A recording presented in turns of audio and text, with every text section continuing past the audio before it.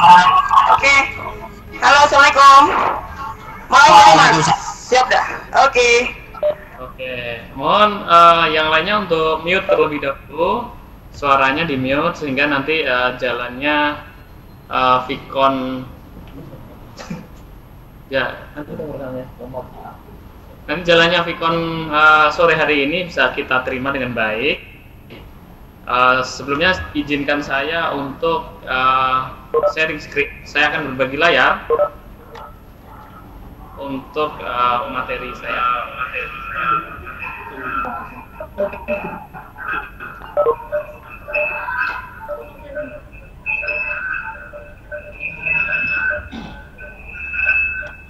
Bu, ini kalau saya ngomong dengar apa enggak?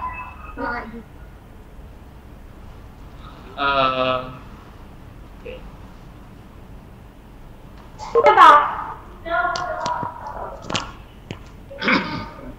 Mohon yang lainnya untuk mute suaranya.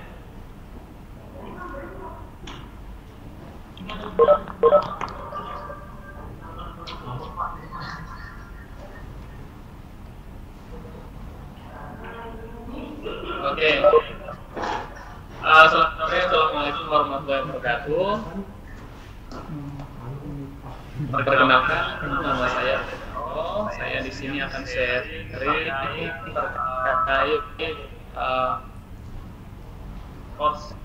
course yang awal ya. Artinya ini nantinya akan membekali para peserta didik untuk mempelajari kursus-kursus berikutnya. Nah, di awal kegiatan virtual modeling si virtual model ini kita akan memperkenalkan apa itu design thinking. Tolong dicekkan. Nah, design thinking ini adalah kalau kita lihat secara definisi sederhananya, saya ambil dari kutipan Vice President Gojek ya. Secara garis besar, design thinking adalah metode kolaborasi yang mengumpulkan banyak ide dari disiplin ilmu untuk memperoleh sebuah solusi. Nah, adik-adik yang mengikuti kegiatan ini, adik-adik secara tim tentunya akan melengkapi satu sama lain. Khususnya kajian antara peserta satu dengan peserta yang lainnya itu akan berbeda. Sehingga untuk membuat suatu project nantinya kita akan melakukan yang namanya metode design thinking. Nah, design thinking inilah yang nanti akan kita pakai dalam merumuskan sebuah produk yang akan kita hasilkan. Nah, tentunya kita harus melakukan brainstorming dan lain sebagainya. Jadi pada intinya adalah ini adalah metode cara berpikir secara kreatif dengan banyak bidang keahlian seperti itu. Nah, design thinking ini kalau kita perhatikan di depan ini bahwa ada tahapan-tahapan untuk bagaimana kita membuat project. Tentunya nanti adik-adik akan membuat sebuah animasi, maksud saya modeling 3D, kemudian membuat edu game atau game pemrograman dan lain sebagainya. Maka kita harus melakukan konsep, kita harus merumuskan terlebih dahulu, kita harus brainstorming, kita harus diskusi untuk menemukan sebuah jawaban atau permasalahan untuk dijadikan produk. Nah, kita mulai dari yang pertama empatis. Kita di sini melakukan observasi ke lapangan. Kalau kita misalnya mau menciptakan sebuah aplikasi, misalnya kalau kita cerita aplikasi Gojek gitu ya, seperti yang saya bahas sebelumnya, tentunya bagaimana kita merasakan sebagai user pengguna ojek itu. Jadi bagaimana mendapatkan ojek dengan harga yang sudah fix seperti itu. Artinya rate-nya sudah jelas, jadi tidak ada tawar-menawar dan lain sebagainya. Dan kalau kita lagi butuh, kemudian ada tukang ojek yang mendatangi kita. Nah, sebelum menciptakan sebuah aplikasi, maka tentunya seorang desainer ataupun engineer lakukan sebuah kolaborasi, diskusi dan berpikir untuk menemukan dan mengobservasi masalah. Karena begini, pada empatis ini kita melakukan observasi ke lapangan dengan cara apa? Yang pertama dengan cara kita melakukan interview terhadap pengguna, kemudian kita melakukan tanya jawab, apa kebutuhannya, kemudian kita bisa merasakan dan apa masalahnya dan lain sebagainya. Dari observasi itu tentunya kita akan mendapatkan banyak masukan. Karena kalau kita tidak observasi langsung kita buat, itu artinya menduga-duga, kita berhipotesa seperti itu, sehingga apa yang menghasilkan tentunya tidak sebaik kalau kita langsung terjun ke lapangan, kita mendengar dari sisi penggunanya. Jadi sama nanti kaitannya adik-adik sekalian, kalau nanti membuat edu game, kita tentukan dulu penggunanya siapa, maka kita harus banyak diskusi tentang penggunanya dan apa yang diinginkan oleh penggunanya. Jadi kita mendengar, merasakan, dan untuk mendapatkan sebuah rumusan masalah. Berikutnya setelah empatis, kita define di sini kita menemukan banyak sekali masalah yang nantinya akan dikompilasi dalam sebuah rumusan ide. Nah, di sini masalah-masalah akan banyak dari observasi tadi kita kumpulkan di sini pada tahap ini kita kumpulkan masalahnya mengerucut pada satu masalah. Nah, di sini ada proses yang namanya brainstorming. Brainstorming posisinya di sini. Brainstorming itu diskusi secara berkelompok antara berbagai bidang keilmuan tadi. Nah, berikutnya kalau sudah menemukan suatu gagasan, maka ide-ide itu akan dicoba dirumuskan kembali menjadi ide-ide yang mungkin dilakukan. Jadi yang rasional seperti itu. Ide banyak, akan tetapi yang bisa dirasionalkan adalah hal-hal tertentu. Maka oleh sebab itu, dari permasalahan, dari empatis yang kita peroleh dari pengguna, kemudian kita rumuskan dalam suatu masalah besar, kemudian kita mulai mendesain apa kira-kira kebutuhannya. Nah, kemudian dari kita melakukan ide atau brainstorming ini menghasilkan sebuah prototipe. Nah, prototipe inilah contoh hasil yang akan kita coba nantinya akan buat. Jadi prototipe ini adalah jawaban dari keseluruhan proses, dari proses empatis sampai idiot, ya. Dan nantinya sebuah prototipe ini tentunya belum tentu menjadi barang jadi. Ini adalah sebuah konsep yang bentuknya sudah terwujud, kan tetapi masih kita perlu tes. Nah, setelah dites ke pengguna, nanti sebetulnya ada satu fase, kalau yang di sini teorinya tidak disebutkan, tapi sebetulnya bila kita tambahkan lagi, dari tes ini kita akan adakan evaluasi. Nah, evaluasinya tentunya nantinya akan kembali lagi ke desainer ataupun engineer untuk melakukan sebuah perbaikan sehingga menjadi sebuah project yang baik. Nah, di sini saya memberikan contoh bagaimana sebuah proses design thinking dihasilkan. Nah, dari observasi yang kita lakukan atau kita sebut dengan empatis tadi, kita diskusi kan, menemukan masalahnya, problemnya, kemudian dari sisi pengguna, misalnya kalau kita membuat aplikasi, kita perlu aplikasi yang seperti apa, kalau digunakan mudah atau enggak, tata fikornya, tata icon, penataan ikonnya juga akan ditata di sini, dan lain sebagainya. Oleh sebab itu, setelah proses ide tadi, nah, ide ini akan menghasilkan sebuah sketch, ya. Sketch ini masih istilahnya ide dasar. Kita coret-coret, kira-kira kita akan membuat sebuah interface, desain interface aplikasi seperti ini.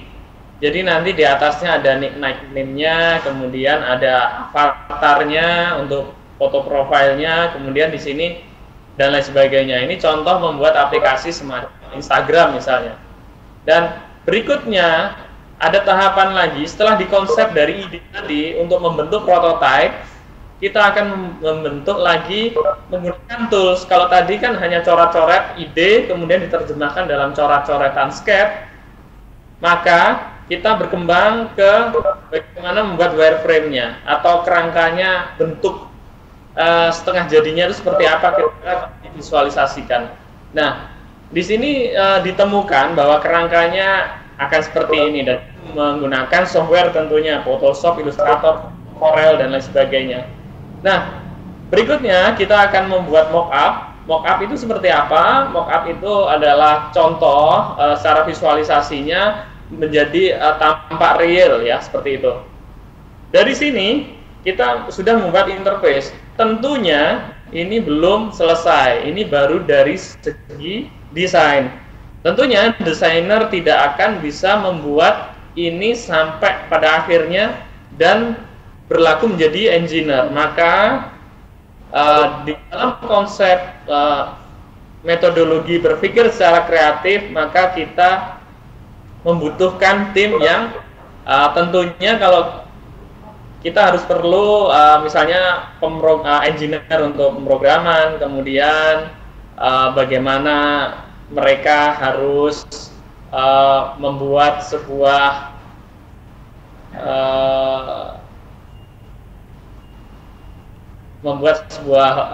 aplikasi ini dengan baik. Tentunya ya itu tadi harus kolaborasi ya. Misalnya dari segi hardware-nya yang mengerti nanti orang elektro, kemudian yang segi perangkat lunaknya nanti dengan orang IT yang berkecimpung di dunia pemrograman dan lain sebagainya, sehingga menjadikan sebuah desain yang nantinya layak untuk menjadi sebuah dummy prototype yang akan dicoba.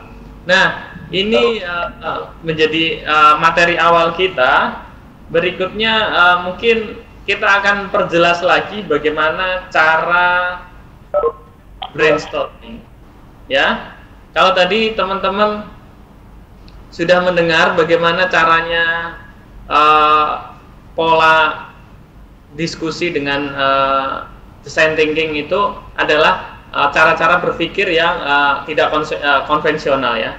Kalau konvensional misalkan yang selama ini kita lakukan, kita sering mengerjakan apa-apa itu sendiri dari konsep hingga nanti eksekusi akhir. Dan pendidikan abad 21 dituntut untuk kolaborasi sehingga menghasilkan sebuah produk yang benar-benar bagus.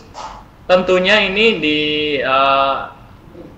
mampu dihasilkan kalau dikerjakan kepada seseorang yang ahli dalam bidang tersebut. Nah, bagaimana cara brainstorming? Nanti teman-teman di sini berkelompok. Nah, dengan kelompoknya pastinya akan ada diskusi. Nah, panduan diskusi ini seperti apa? Nah, ini akan saya sharing.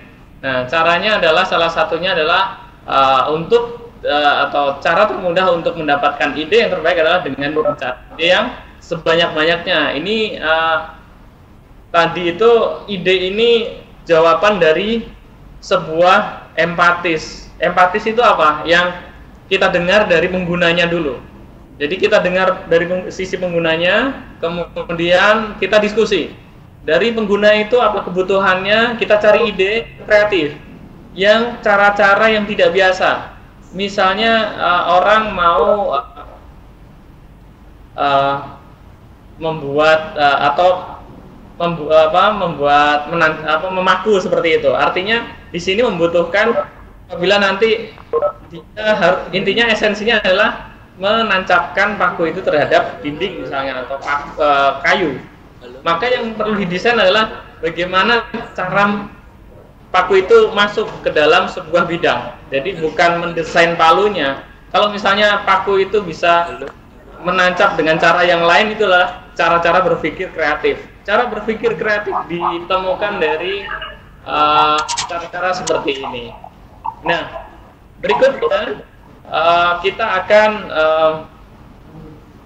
setelah kita mencari ide sebanyak-banyaknya, kita merancang ide dasarnya. Nah, ini sama saja, ini khususnya untuk membuat video animasi, tapi ini kita bisa gunakan untuk edu game dan lain sebagainya. Nah, caranya seperti apa? Tujuannya merancang ide ini adalah tuliskan ide ini seperti ini. Membuat konsep, menuliskan ide ke dalam sebuah kertas, kemudian ditempelkan pada flip chart seperti itu. Kemudian cari ide sebanyak mungkin. Berikutnya, sama sekali dilarang untuk melarang. Nah, ketika teman-teman diskusi antara satu dengan yang lain, itu dilarang untuk melarang. Artinya ketika ada ide, ditulis saja terlebih dahulu, tanpa mengkritisinya. Jadi jangan dikritisi, tapi lebih ke bagaimana dia harus mengakomodir semua ide tersebut. Kemudian ide yang berbeda justru sangat diharapkan. Tidak ada ide yang salah, seperti itu. Artinya, ini membuat Anda menjadi istilahnya mampu mendengar tadi ya. Jadi brainstorming ini sebaiknya dilakukan berkelompok lintas keilmuan. Jadi kita tahu dari berbagai sudut pandang ide yang dihasilkan atau pemikiran-pemikiran yang nantinya dihasilkan.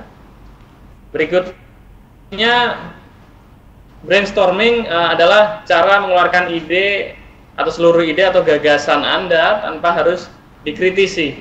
Jadi tidak perlu kita kritisi dulu. Pokoknya kalau ada ide kita langsung tulis saja. Tulis saja.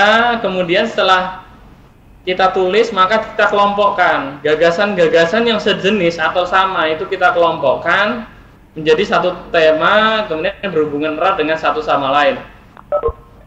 Seperti itu. Kemudian setelah kita kelompokkan, maka kita akan menghasilkan sebuah pola yang disebut ini mind map atau peta konsepnya. Nah, peta konsep inilah yang nanti akan dibangun menjadi sebuah design thinking seperti ini. Nah, seperti ini adalah sebuah konsep atau mock-up yang dihasilkan dari diskusi tadi. Tentunya sesuatu yang bagus tidak muncul secara tiba-tiba, semua ada prosesnya dan itu harus didiskusikan lintas keilmuan keahlian. Jangan pernah berpikir seperti orang-orang yang lama pada umumnya bahwa kita bisa hebat dalam segala hal bidang. Nah, kita sekarang mulai harus tahu, adik-adik harus tahu bagaimana potensi adik-adik sekarang. Kamu hebat di pemrogramannya, atau kamu hebat di desainnya, atau kamu hebat di analisnya, atau kamu hebat di database-nya dan lain sebagainya. Nah, ini harus diketahui sekarang sehingga orang-orang yang ahli tadi bisa kolaborasi seperti itu. Sekarang bukan zamannya orang bisa segala hal seperti itu. Dan tuntutan kalau teman-teman nanti adalah bekerja di dunia global, maka yang ditanya adalah bukan lulusannya, tetapi kamu jago atau ahli di bidang apa. Nah, inilah yang nantinya membekali adik-adik untuk membuat sebuah gagasan atau aplikasi yang nantinya bermanfaat untuk orang banyak. Nah, mungkin saya dari sini saja, saya akan sharing terkait design thinking tadi. Ini sebuah contoh tugas ya, yang tadi saya sampaikan. Ini sebuah contoh, kita akan membuat musik di sebuah taman di Bandung. Nah, ini kelompoknya misalnya seperti ini, teamworknya seperti ini. Nah, ini gabungan antara dua jurusan. Yang satunya di jurusan desain, yang sebelah sini yang satunya adalah jurusan elektro atau IT. Nah, dari tim yang sudah dikelompokkan ini, maka tentunya pertama kali dia harus mendefinisikan membuat apa dulu. Nah, ini kita akan membuat tamannya yang awalnya cuman di sini ada tempat untuk olahraga, tapi orang sekali untuk menikmati fasilitas itu. Nah, bagaimana kita menarik orang agar dia menjadi tertarik olahraga? Tentunya kita harus membuat sesuatu yang kreatif sehingga orang tertarik ke situ. Nah, tentunya kita harus melakukan empati ya, dengan cara observasi tadi. Kita melakukan empatis tadi yang pertama ya. Dari sini kita harus memahami kebutuhan orang yang sedang kita harus memahami kebutuhan orang yang sedang kita bantu ya dalam desain kita. Nah, kita harus mendengar, kemudian kita menghasilkan sebuah simpulan seperti ini. Dari simpulan ini ya kita caranya dengan cara kita melakukan wawancara, kita terjun ke lapangan dan lain sebagainya. Berikutnya kita membingkai masalah yang tepat menjadi sebuah solusi yang kreatif. Itu define tadi. Ini step kedua. Step berikutnya kita tahapan membuat ide. Ya, kita simulasikan dulu idenya, kemudian membuat sebuah prototipe desain. Ya. Nah, kita membuat sebuah prototipe desain yang nantinya ini sebuah project yang kalau orang lewat di dalam batu-batu kecil untuk olahraga maka deteksi dan itu menghasilkan suara sehingga ini jadi daya tarik tersendiri. Nah, kira-kira itu yang dimaksud dengan design thinking. Tentunya nanti kolaborasi ini sangat dibutuhkan antara tiap kelompok untuk menghasilkan sebuah aplikasi yang tentunya sangat bagus. Dan mulailah berpikir bahwa kamu akan hebat di bidang apa. Ini coba teman-teman pikirkan sehingga nanti dalam membuat sebuah project ini tahu saya posisinya di bidang ini, seperti itu. Mungkin itu saja yang dapat saya sampaikan. Kalau ada pertanyaan boleh silahkan. Nah, mungkin materi pertama ini cukup di hari ini. Dan kita mulai Senin depan kita sudah akan masuk ke software-nya yang nanti akan dijelaskan oleh narasumber terkait 3D ya. Kemudian nanti bisa paralel dengan EduGame, nanti dipilih saja. Kita akan umumkan mungkin pada saatnya kita akan umumkan tentang materinya. Baik, terima kasih. Kalau ada pertanyaan boleh silahkan.